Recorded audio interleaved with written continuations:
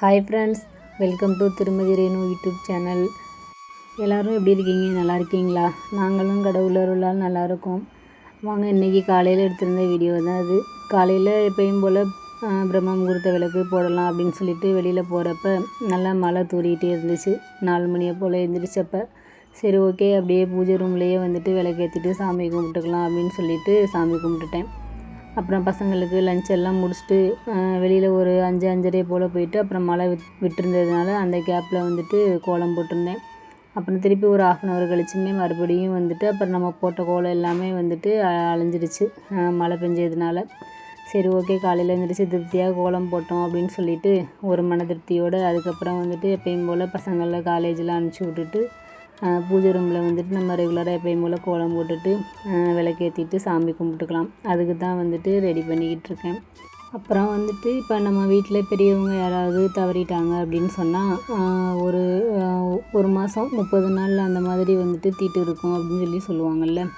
அப்போ வந்துட்டு நம்ம விளக்கேற்ற மாட்டோம், பூஜையும் பண்ண மாட்டோம். அதே மாதிரி வந்து 1 வருஷம் வரைக்குமே வந்துட்டு கோவில், குலதெய்வம் அந்த மாதிரிலாம் எதுவுமே சாமி கும்பிட்றதுக்கெலாம் போகக்கூடாது அப்படின்னு சொல்லிட்டு சொல்லுவாங்க. அதே மாதிரி வந்துட்டு அடைப்பு இருந்தாலுமே வந்துட்டு 6 மாதம் 5 மாதம் அந்த மாதிரிலாம் அடைப்பு இருக்குதுன்னு சொல்கிறப்பயுமே நம்ம வந்துட்டு பூஜை இந்த மாதிரி பெருசாக ரொம்ப கிராண்டாலாம் எதுவும் நம்ம பண்ண மாட்டோம். அந்த மாதிரி இருக்கிறப்ப தான் எனக்கு வந்துட்டு எங்கள் வீட்டில் பெரியவங்க ஒருத்தன் இறந்துருந்தப்ப வந்துட்டு 6 மாதம் அடைப்பு இருக்குது அப்படின்னு சொல்லியிருந்தாங்களா. சரி ஓகே, அந்த 6 மாதம் வரைக்கும் விளக்கு போடாமல் இருந்துட்டு அப்புறம் மறுபடியும் வந்துட்டு சரியான எப்பயும் போல் வருஷம் திரும்புறதுக்கு முன்னாடி சாமியெல்லாம் கும்பிடக்கூடாது, விளக்கு போடக்கூடாது போல் அப்படின்னு சொல்லிட்டு நானும் விட்டுட்டேன். யார்கிட்டையுமே வந்துட்டு பெரியவங்கள்ட்டையும் கேட்கல. ஆனால் மோஸ்ட்லி அம்மாட்டங்கள்லாம் கேட்டப்போ வந்துட்டு 1 வருஷம் திரும்புகிற வரைக்குமே இந்த மாதிரி தான் இருக்கணும் அப்படின்னு சொல்லியிருந்தாங்க. வாசல்லையுமே கோலம் போடக்கூடாது, பூஜை ரூமில் விளக்கேற்றிட்டு சாமி கும்பிடக்கூடாது அந்த மாதிரிலாம் சொல்லியிருந்தாங்களா. சரி ஓகே, அது மாதிரி தான் இருக்கணும் போலன்ட்டு விட்டுட்டேன். அப்புறம் அப்போல்லாம் வந்துட்டு எனக்கு இந்த மாதிரி பிரம்ம முகூர்த்த விளக்கு இருக்குது, தோஷம் வந்து இருக்காது, இந்த மாதிரி சூரிய உதயத்துக்கு முன்னாடி விளக்கு போடுறது நல்லது அப்படின்னு சொல்லிலாம் தெரியவும் செய்யாது. அப்புறம் எங்கள் சொந்தத்தில் வந்துட்டு அவங்க என்ன பண்ணியிருக்காங்கன்னா, அவங்க எனக்கு மூத்தவங்க தான். அவங்க வந்துட்டு என்ன பண்ணாங்கன்னா, எப்பயும் போல் இந்த மாதிரி 5 மணியை போல் எழுந்திரிச்சிட்டு எப்பயுமே வந்துட்டு விளக்கு வந்து போட்டுட்டு இருப்பாங்க போல் அந்த 6 மாதம் அடைப்பு போன உடனே.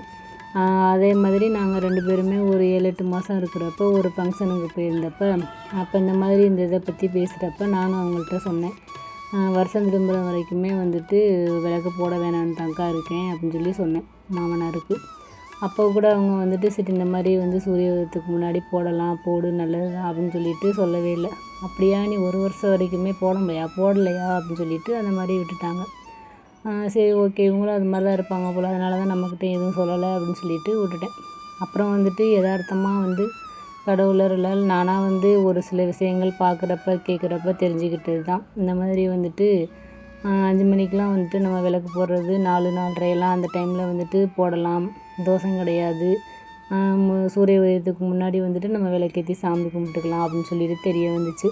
அப்புறம் அதிலேருந்து தான் வந்துட்டு இனிமேல் இந்த மாதிரி நம்மளும் வந்துட்டு செஞ்சுக்கலாம் அப்படின்னு சொல்லிட்டு ஒரு ஐடியா கிடச்சிச்சு.